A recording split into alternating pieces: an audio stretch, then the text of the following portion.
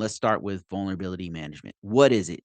Vulnerability management, I can break it down in one slide. It's scanning, validation, prioritization, remediation, verifying that remediation, and then reporting.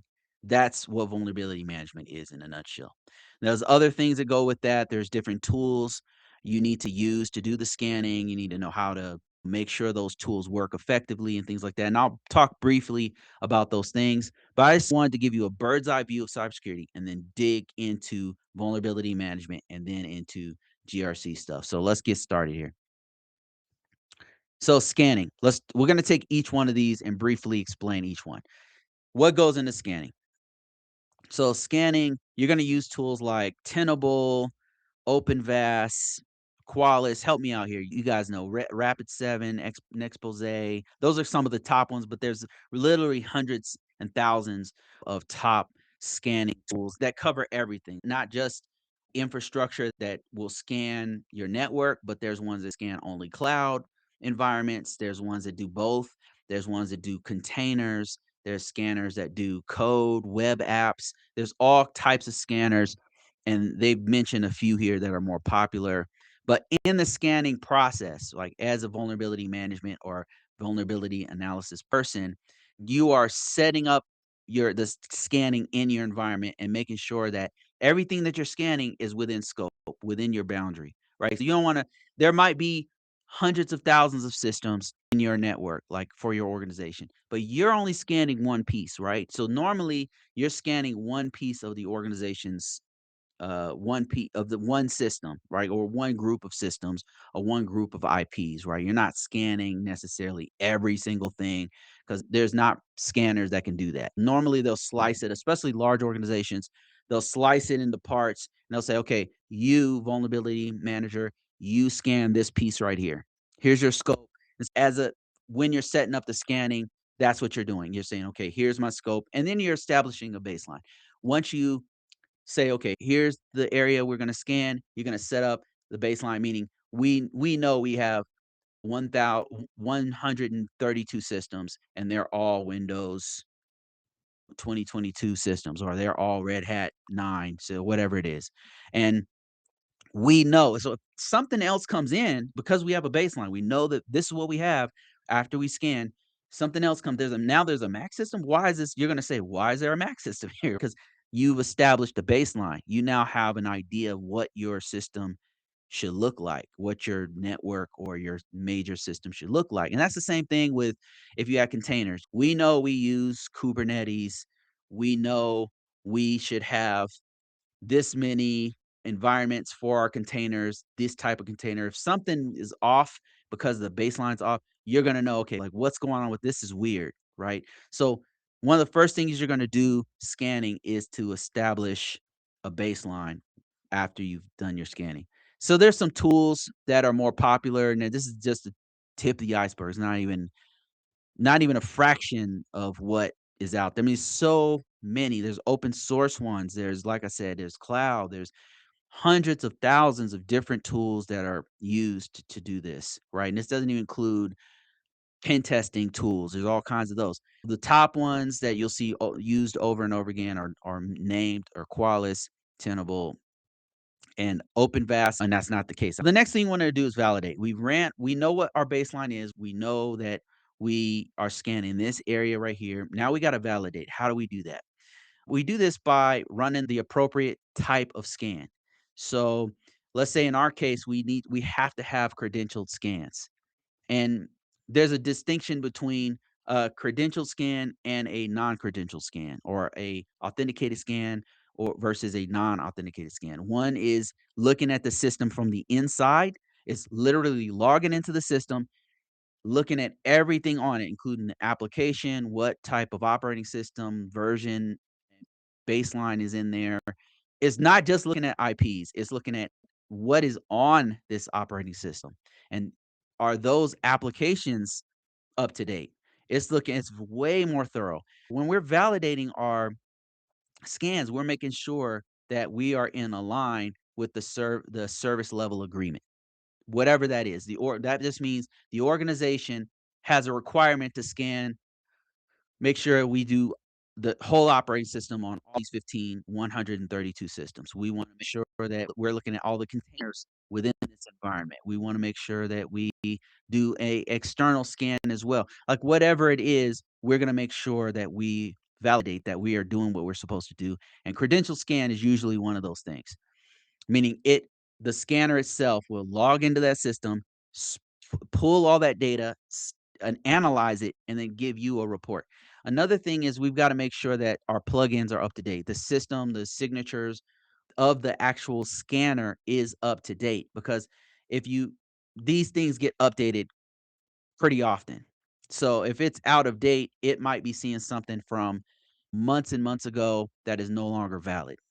So it has to be up to date. Another thing is we're going to schedule the scans in accordance with our service level agreement, meaning it could be every day at 3, it could be only on Saturdays all day, it could be only at midnight. Whatever the organization's agreement is, they're going to meet that scanning quota. So that's another thing that we're doing to validate those. And then we're also looking at the quality of the scans. This is very important because some scanners they're not perfect.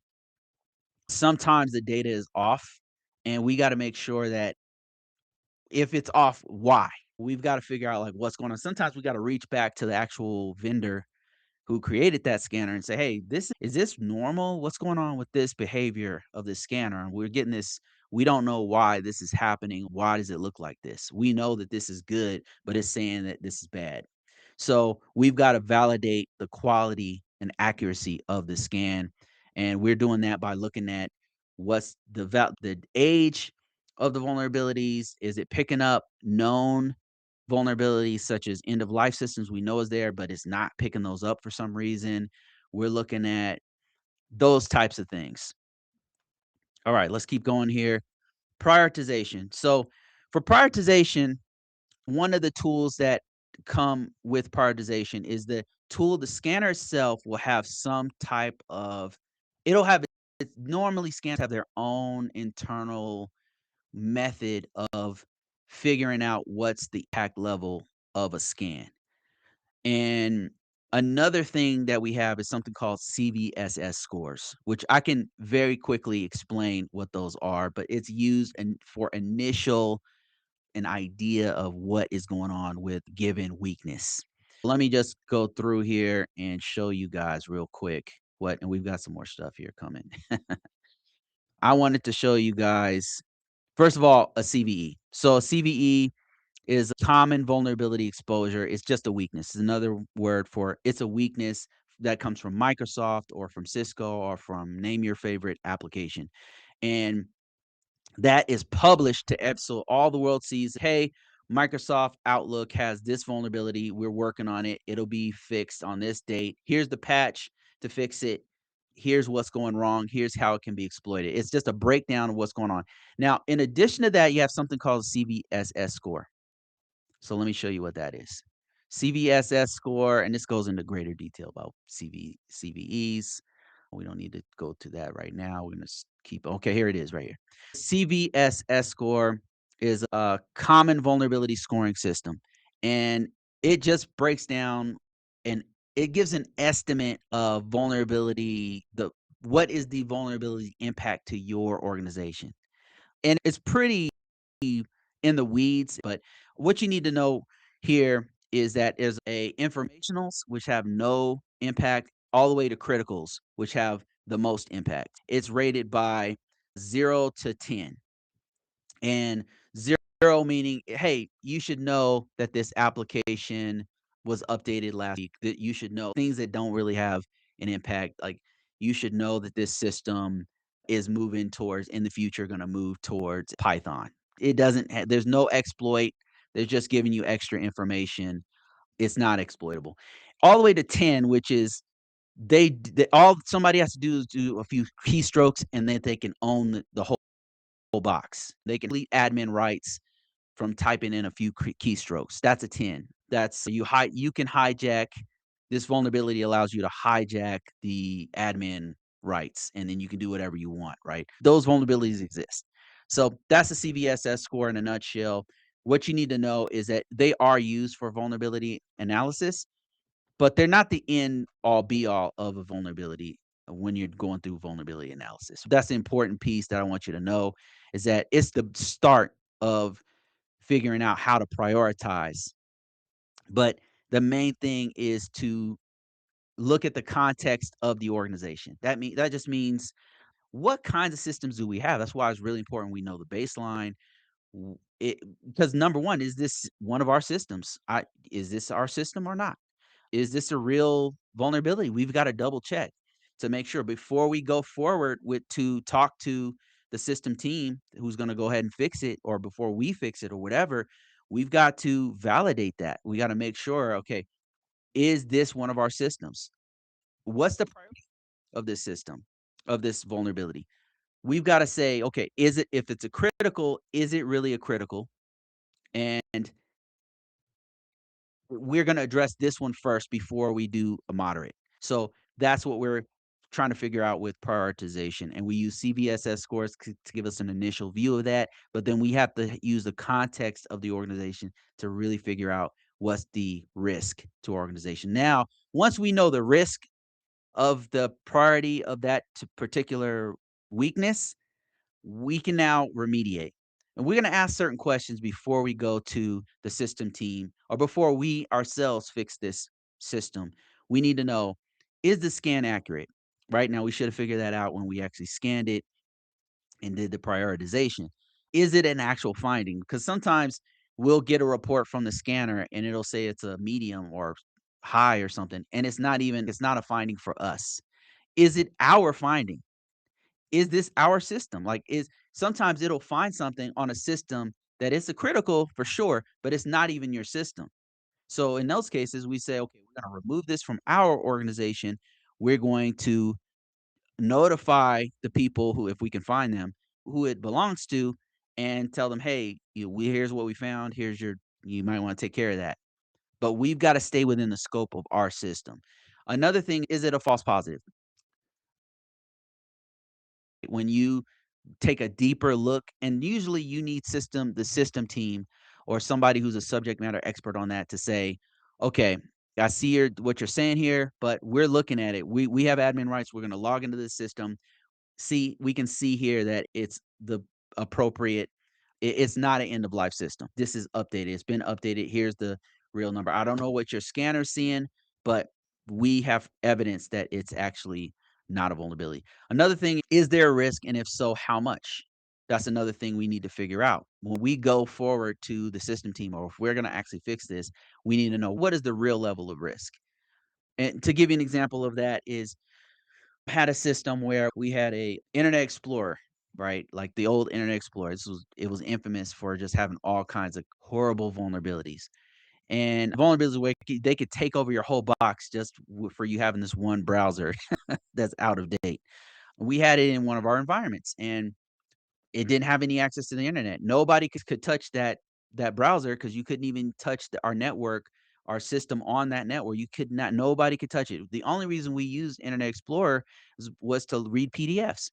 So, how much of a vulnerability is it? It's saying it's a 10, but it doesn't touch the internet. Nobody can exploit this computer via the browser because it's never going to touch the internet to allow an attacker to actually get on that. There's no exposure to that vulnerability. So exposure is a big part of determining what's the real risk. We could just downgrade. We know it's a risk. We just downgrade it and we document it. Another thing, is it a patch or is it a configuration? A patch means Microsoft released something on Microsoft Office or on Outlook, and they have to update to another version of it, right? That's a patch. You got to install something. A configuration is, how does the system do logging? It's a configuration on the actual system. There's no patch. So what are we fixing? That's another thing. How do we fix it? This is the main thing. When you go to a system team, you need to have an idea of how to fix this thing. That they look to us, the vulnerability management team, to say, here's the actual thing that's broken. Here's how you fix it. Here's the patch. Here's the website. Here's the configuration. Here's what you're going to do to fix this. And how do we know? Normally, the scan will tell us, what it recommends that we do to fix it. Another thing we can do is go to the vendor. If that's not there, we can go to the vendor. With Microsoft, we can go to the vendor's site and figure out like how do we fix this thing. Another thing you can do is go to something like the CIS benchmarks. CIS benchmarks, it has a breakdown of all the things, your best security practices of Windows systems, of different applications, of different op- operating systems, all kinds of stuff. So Stigs is another one. You can go to a security technical implementation guides and it'll break down how to fix certain things for configuration. So there's a lot of different ways. Another thing that we might do, it depends on how the organization does things in their development lifecycle of vulnerabilities, is to close out to create a ticket. So you might once you have the you've detected the vulnerability, you might have to do a ticket and say, "Hey, we detected this." You've got to do some kind of something has to be documented to say, "We found this on this date, and here's the systems it affects, and here's the fix." And all of that will go into a ticket. You open that, and then that goes into now everybody can see it, and it's for the record. And then another thing we're gonna do is after the team, say the team goes forward, they validate, okay, yep, this is definitely a vulnerability. We're gonna go ahead and fix it. They fix it. Now you gotta verify or you gotta do verification by rescanning. That's all it means is just we're gonna rescan it, make sure it's there. Seeing the expected results, which is it's not there anymore. Another thing is sometimes you can actually fix it for whatever reason, like you fix it and it's gonna break your mission or it's gonna break your business, some app that relies on something and you can't fix it. So what are you gonna do? The thing that you might have to do is risk response, or also known as a risk treatment, is what ISO 27001 calls it. So all that means is documentation. You're gonna do an action plan where you're going to have milestones and break everything down, have a status and have a running status of when you're going to fix it and the points of contact to fix it and how you're going to fix it and all that kind of stuff. That's an actions plan. And the DoD, they call it a plan of action and milestone. But action plan is what they call it in the private sector. And that's an important piece of fixing things. Risk exception is another thing. That's where the organization says, okay, we know about it, we've documented it. Here's what we're doing to compensate for this, a compensating control. But right now, we're not going to fix this. And here's why. Here's a justification of why we're not going to fix it. It's going to break our business, it's going to break our mission. We can't fix it right now, but here's why. And we've got all these other things in place to fix. We're going to accept the risk. We're going to accept there's an exception to this. We're not going to fix it. Another thing is a baseline document, meaning this is not broken. This is just a part of how we do things. It says it's broken, we know about it, but it's not broken. This is how we do things. It's a feature, it's not a problem. So that's a baseline. We're gonna baseline it and say it's part of what we do. The last thing you're gonna do is report. That's your dashboards, it's meetings, it's emails, it can be text messages, it is something closing out tickets. It's something where we're documenting, yes, this was fixed, we know about it, we're good to go. And that in a nutshell is your vulnerability management